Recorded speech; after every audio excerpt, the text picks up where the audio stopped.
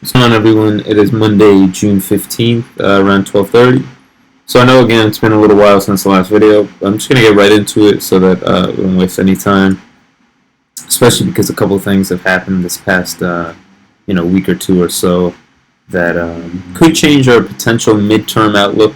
Definitely not our long-term outlook, but our short and midterm could be affected here.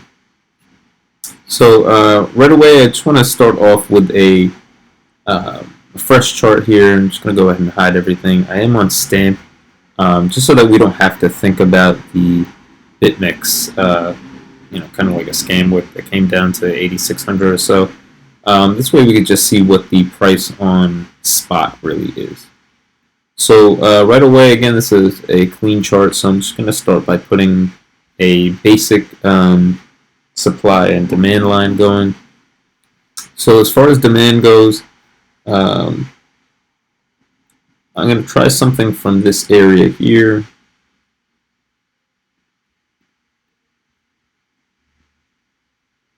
I know this is going to be slightly different than our initial idea a couple weeks back, but that is kind of what we're looking for. We're looking to adapt and make sure that our view in the market isn't too static. We'd like it to be a little bit dynamic, just so that we're not getting too biased. So our basic demand line that I do kind of like here for a couple reasons. Number one, we have all of our major bounces in this area here. We did support price action for a couple of days in this area, around the 10th, 11th of June. Excuse me. So I don't mind this as a temporary demand line here. I do want to also put in a Fibonacci to see what we're looking like right now. And one more thing I do want to mention while we're here, we did close our weekly candle yesterday. We did close our weekly candle yesterday. Not the best, also not the worst looking candle. We did again maintain this demand line here, but today or overnight really we did break that demand line. We tested the 382 again, and we are currently back above the trend line. So this, even though it is kind of negative that we broke down towards this area, we did just pretty much make another higher low here, and that is positive signs. We can't really deny the uptrend until we have confirmation that the uptrend is over. And really, confirmation for me would be an open and close on a daily, or possibly a 12-hour, but really a daily would be the most convincing. Again, it would be an open and close below that line. But currently, for now, since we are still above that, what we'll speak about is a possible move up here towards the 98, 9900 area. That is pretty much what we're really looking for. So again, we have higher lows since this area here, since we impulsed out of our 7,000 zone there. We have moved up towards this area and continuously made higher lows, really right along this Fibonacci range here. So you can see when we first came down from 10,000, we stopped at the 618. Nice long shadows here to show a rejection there, and we got a nice move up towards that 10,000 area once more. Again, when we came back down, this time we stopped at the 0.5 Dow theory range there and bounced off of it again up to the 10,000 area. Really, we made a new high to the 10,400 area here, which I do want to speak about this possibly looking like distribution up here at the top. But just to follow up, we did come down one more time and are currently basing off of this 382 area here. So we have this nice wick down here showing possible rejection, but we still have 7.5 hours to go in this candle here, just as a cautionary sign. We haven't closed up here yet. This would be a pretty nice close, if we were able to get back above 94, 9500, I think this would be a really positive sign for Bitcoin. As far as at least entering this range again and giving a test up to this area here. As far as distribution goes, even though this is forming higher lows here, what we're starting to see now is lower highs as well. So we had the lower high here in mid-May, but most recently, about 2 weeks ago or so, 1st of June, we moved up towards the 10,400 area, made a new high there, but since then a major sell volume candle has come in and brought us back down to this 9,000 range. And really how you can tell the signs of possible distribution is going on is we're looking for these high volume nodes towards the top of the range, and really we're looking for sell volume nodes. So what distribution really signifies is typically larger players or people with larger positions in the market can't really exit the entirety of their position in one or two buys or sells. What they're really looking to do is sell or take profits over the course of a pattern. So currently we have this somewhat rising rising pattern here, whether you want to call it an ascending triangle or rising wedge or something. We have this rising pattern here, and we can see that towards the top of this pattern, we start to see major sell volumes coming. And those major sell volumes set up the precedent for the next, for the next couple of days or a couple of weeks or so. So you can see right here, we had this major sell right after we popped up to 10,400. It was pretty much immediately too. We stayed up there for maybe 12 hours or so, and then dumped all the way right back down. Gave up pretty much the entirety of this candle here, and then some, depending on if you're using the wick or not. But you could see the follow-up action, price action from that point was really, I would say it's kind of mediocre as far as buyers convincing the market that the price is ready to continue moving up. We moved in the sideways range for about a week or so, really just in the sideways, maybe like $200-300 range, without being able to get back up to, even at the very least, like 10,000 or so. So really not a good sign for the bulls in that point. And again, coming down to test this area, also not a good sign. But what we are still waiting for is confirmation of this, of the breaking of this demand line here. So that's the daily. Again, just to recap, we are still making higher lows, waiting for confirmation of this candle to really close and show us whether or not we're ready to make lower lows here, or we're going to continue this higher low trajectory and possibly enter this 9,900, maybe 10,000 range one more time. But first things first, what we really be looking for as far as the daily goes is a close above 9,500. And I apologize about that. But yeah, to continue, hopefully convince the market that there is still strength in this area and we're ready to continue pushing back up. If not, looking for an open and close below this demand line here, and then we could speak about possibly rolling over.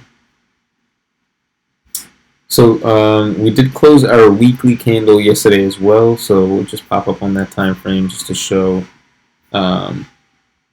Really out of a technicality, we did open this weekly candle below this demand line here, if we are going to maintain this as our demand line.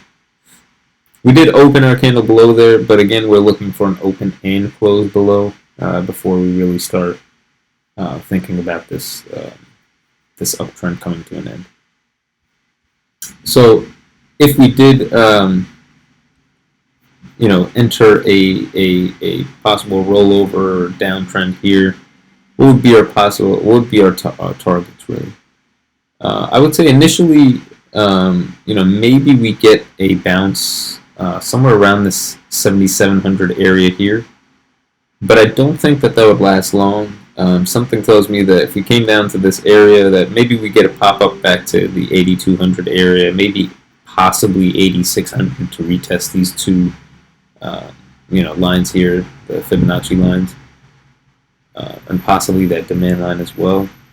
But I don't think that would hold. I think that we'd continue moving down, probably really towards this 7,000, 6,900 area here. The reason I say that is this was our most previous, or our most recent previous accumulation area. And that was really right around the 6,900 to 7,000 area. Right around here was the, the peak or the point over here. So that's where I would be looking for a lot of buyer strength, somewhere around this range here.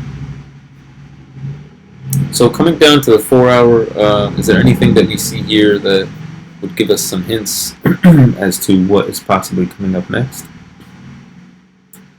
Again, I want to mention that distribution aspect that I am seeing here. When we see high volume nodes come in towards the top of the range, especially when they're sell volume nodes in a supposed bullish trend or bullish pattern, those are signs of distribution. But I do want to mention that sell volume is decreasing as well as we go. So you can see that we kind of have this, down sloping sell volume trend here. So if we continue that trend of down sloping sell volume, I can see us pushing back up and possibly continuing the pattern. One of the ways that we could do that is possible divergence here on the 4-hour, I believe. So I'm just going to go ahead and pull out the RSI, which is a free indicator. You can just look at RSI here, and it's going to be the relative strength index right at the top. And it is basically exactly what it sounds like. It's just showing you, it's just an oscillator that shows you the strength of the move, currently happening. So you can see this down move here, this line here, this curve here on the RSI chart represents the strength of this move. So when we're looking for divergence, what we're looking for is the price action and the indicator to be telling us the opposite, basically like an opposite story. So just to make this a bit more visible, this teal blue line here, you can see that price action is clearly creating a lower low here, but on the RSI in the same area, we might have to zoom in a bit to see this. So this isn't the best divergence, but it is still here, so I do want to mention it. We can see that even though price action is going lower than our previous low here, it's trying to create, or it has created a lower low than this area here, our RSI is not doing that. Our RSI is doing the opposite thing. It's showing us that there's less strength in this move than there was in this move here. So what we can extract from that is that this impulse down that occurred over the past few hours or so, it didn't have as much strength as this move here. So what we can gather from that is that we can use that idea as an edge on the market, that strength, that seller strength is diminishing. What we'd really be looking for to confirm that is really a higher low in this area here.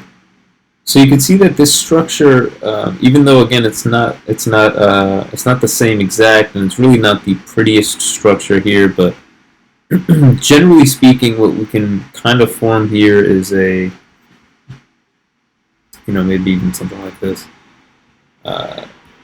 some type of a wedge in price action is occurring in this area, and we can see that it's really similar to the wedge of price action that was occurring in this area that we had pointed out in a video a couple weeks back. And what we had said in that video was I was looking for price action to move up in this area and then create a higher low here. And we did exactly that. We came down below our previous low here, made a higher low from this area here, and used that strength to push up and out of this small pattern here. And it was, if I recall, it was something along the lines of a X, A, B, C, D, E, and then bounce move. So if we were looking for something similar to that, here maybe it would be something along those lines of X, A, B, C, D, and then E here, where we move out. So again, what we're looking for really would be the same exact idea as this over here. So what we're looking for is the psychology of the buyers to shift and create a higher low in this area, which tells us that this has been confirmed as a low, and then we have a confirmed higher low here, showing that we're not going to continue price action down, and we might take a quick impulse up. And whether that continues into our larger ascending triangle pattern or not, we have yet to find out. But generally speaking, for this area, what we're looking for really is price action to come down, create a higher low here, confirm that this was our low, and that we might be ready to re-enter this range here. I do want to mention that my RSI settings are 9, I believe, and the default will be 14. So if you are looking for the my exact settings, that is it right there, 9 and close. So just to quickly wrap the video, that is basically what we're looking for. Possibly a breakout of this coiling range here, or descending wedge range, whatever you're looking for, and an entrance back into this ascending triangle-ish range here. If this does turn out to be distribution, what we're really looking for is a lower high here. So if we do get that close above 95 and some follow-up price action over the next week or so, if we can't make a higher high than our previous high here around 10,015 or so, then I would definitely be looking for that downside scenario that we were speaking about, possibly 69 or 7,000 or so. But like I said, we'll speak about that as we approach that. Areas to look for right now: daily close above 9,500, and then hopefully a follow-up with a at least a wick up above $10,015 or so. So that's about it for today. Like I said, I'm really going to try to be better this week about the videos. Please stay tuned. Enjoy the rest of your day, and I appreciate everyone for watching. Thank you.